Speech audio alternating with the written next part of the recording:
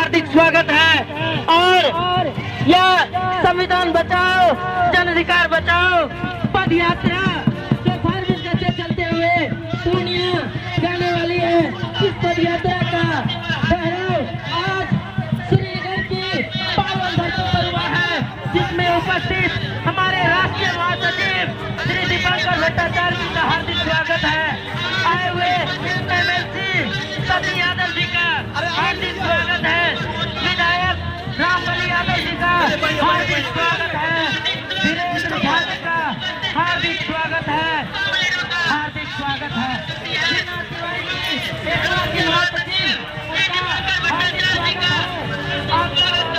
हम स्वागत करना चाहेंगे दीपंकर भट्टाचार्य जी का, और जो कि निम्न प्रकार है हमारे मुखिया है और सुन्ना जी जो स्वागत करेंगे माला के साथ कॉमरेड दीपंकर भट्टाचार्य जी का, और हम सभी लोग तालियों से इनका स्वागत करें। फूल माला के साथ सती यादव जी हैं जो MLC हैं भाजपा माले के, हम चाहेंगे उनका स्वागत शत्रुघ्न यादव माला पहना करके करें। शत्रुघ्न यादव, शशि यादव MLC भाजपा माले के।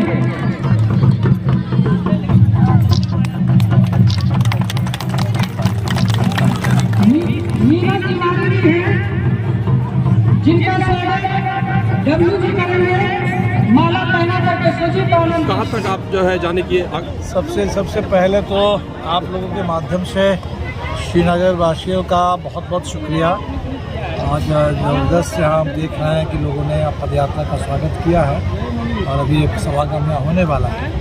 ये पदयात्रा फारबिसगंज से हम लोग चले 1 तारीख को, और कल पूर्णिया में पदयात्रा का समापन होगा बदलो बिहार समागम के साथ। ये 5 दिन की पदयात्रा फारबिसगंज से पूर्णिया तक। इससे पहले 2024 के अक्टूबर में 16 से लेकर के 26 अक्टूबर तक बिहार के अन्य हिस्सों में हम लोगों ने पदयात्रा निकाली थी, बदलो बिहार पदयात्रा न्याय यात्रा के रूप में।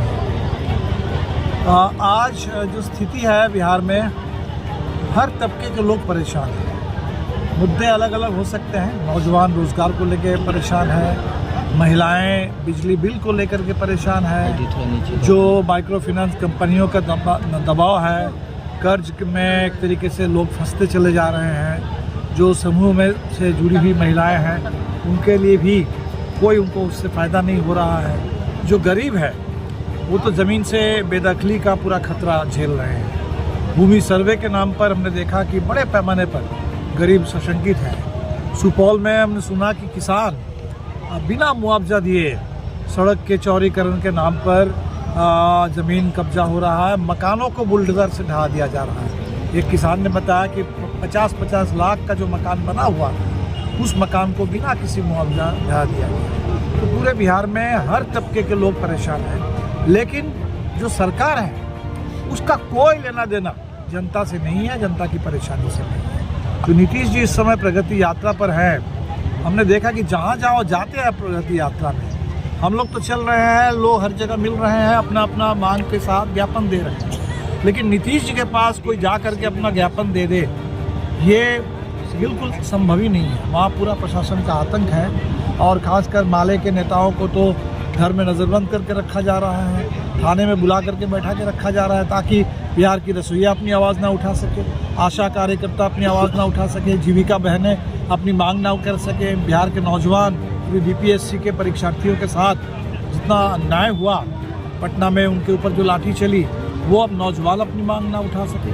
तो इसलिए हमारी जो कोशिश है कि सरकार जब किसी की बात सुन नहीं रही है, तानाशाही थोपने पर आमादा है, एक तरह से सुशासन के नाम पर अब बिहार में पुलिस और अफसरों का राज कायम हो गया है, भ्रष्टाचार चरम पर है, न्याय के नाम पर अन्याय चल रहा है। तो ऐसे दौर में बिहार को बदलने के लिए आम लोगों को ही आगे आना होगा।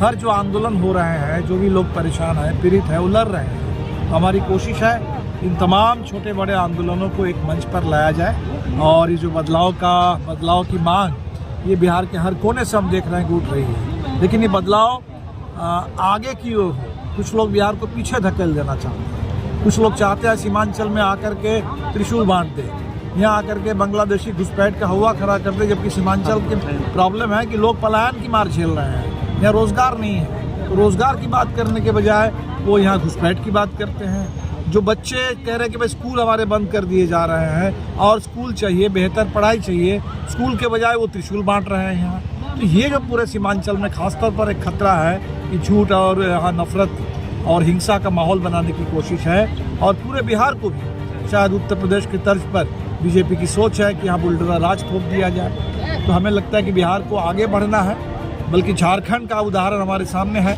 झारखंड में भी भारतीय जनता पार्टी ने ही कोशिश की थी उन्माद का माहौल पैदा कर दिया जाए, लेकिन झारखंड के लोग अड़े रहे, महिलाएं अड़ी रही कि हमें अपना हक चाहिए और वहाँ महिलाओं को 2,500 रुपये मिलते। सर 202 सरकार ने खुद घोषणा की थी 2-2 लाख उन तमाम 94 लाख परिवारों को देने की, वो अभी तक क्यों नहीं पूरी हुई? तो इन्हीं मांगों को लेकर के हम कर रहे हैं। और इसके साथ जो आज यहाँ हम संविधान बचाने की बात कर रहे हैं, आपने देखा होगा संविधान के 75 साल पूरे होने के मौके पर संसद में खड़े होकर के, इससे ज़्यादा शर्म की बात क्या होगी, संसद में खड़े होकर के देश के गृह मंत्री बाबा साहब अम्बेडकर के बारे में अपमानजनक टिप्पणी करते हैं। अभी महाकुंभ में हमने देखा कि लोगों की आस्था का कुंभ है, लोग जाते हैं, लेकिन आम लोगों के लिए इंतज़ाम नहीं, वीआईपी के लिए इंतज़ाम है।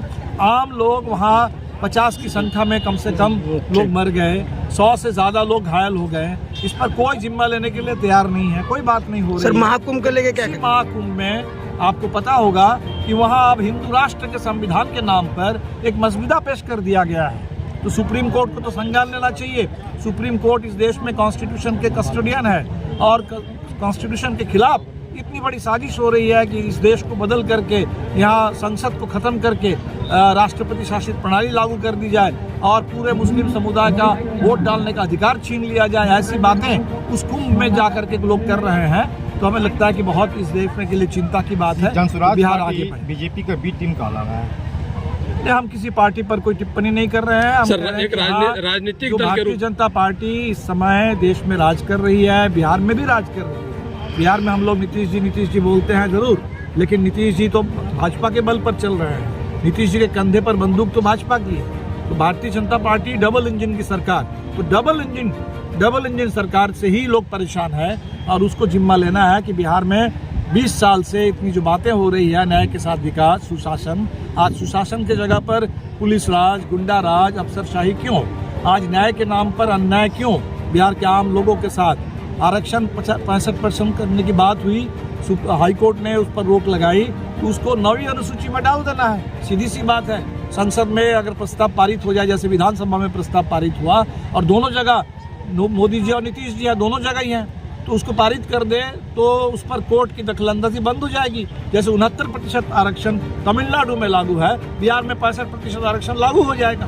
तो इससे इन मुद्दों से भागने की जो कोशिश है और फिर बिहार में आकर के फिर विकास के नाम पर बकवास है, इसके खिलाफ। सर भाकपा माले कहाँ स्टैंड कर रही है राजनीतिक दल के रूप में? अभी बिहार का जो परिप्रेक्ष्य है राजनीतिक दलों का और जिस प्रकार का समीकरण है, तो भाकपा माले अभी कहाँ स्टैंड कर रही है? माले आपने तो देखा होगा 2020 के चुनाव में हम महागठबंधन में थे, अभी भी हैं। 2024 के चुनाव में देश के पैमाने पर इंडिया गठबंधन बना था, उस इंडिया गठबंधन में हम लोग हैं। क्योंकि इस समय देश में संकट इतना ज़्यादा है, आर्थिक संकट इतना ज़्यादा है, राजनीतिक संकट इतना बड़ा है।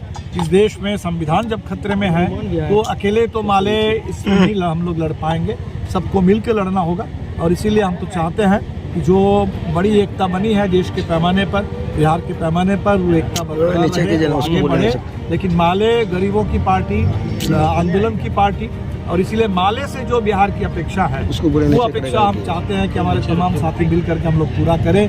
विधानसभा में जो भी हमारी ताकत है, संसद में हमारे 2 सांसद पहुंचे हैं, तो माले का पूरा संसदीय दल, माले का पूरा विधायक दल वो बिहार के लिए, बिहार के विकास के लिए, गरीबों के हक के लिए समर्पित है। संविधान की रक्षा के लिए, आज़ादी की रक्षा के लिए, देश में सांप्रदायिक सद्भाव के लिए, सामाजिक न्याय के लिए समर्पित है। और इसी के साथ ही माले आगे बढ़ रहे हैं। स्मार्ट मीटर जबरदस्ती लगाया जा रहा है सर घरों में। बिल्कुल, हम लोगों ने इसलिए कहा कि स्मार्ट मीटर जबरदस्ती ये नहीं चलेगी और बिहार में बल्कि 200 यूनिट बिजली फ्री करो, जो दिल्ली में फ्री है, जो पंजाब में फ्री है, जो बगल के झारखंड में फ्री है। और बिहार यहाँ सबसे ज़्यादा गरीबी है। सरकार खुद मान रही है कि 94 लाख परिवार, उससे भी ज़्यादा, वो 6,000 से कम कमाई में है, और 6,000 से कम कमाई महीने की है।